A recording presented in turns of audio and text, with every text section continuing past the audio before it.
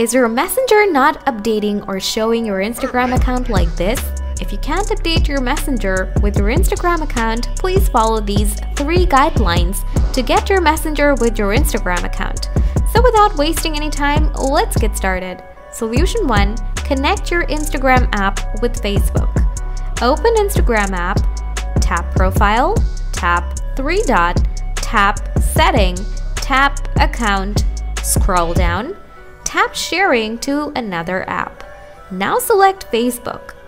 Make sure to connect your Instagram account with your Facebook account. Solution 2. Remove software bugs. Tap and hold the app, tap App Info, turn on Auto Start. Tap Clear Data, tap Clear All Data. Solution 3. Update the Instagram app. Open the Google Play Store, type Instagram, now look for an update. If there's an update, then update the app.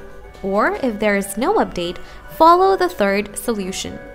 Now try to log in to your Instagram account and check for a messenger update. If you still have a problem, that could mean this feature is not yet available for your account. For that, you need to wait for a week or more. If you still have anything to ask, please ask me in the comment section. Thanks for watching.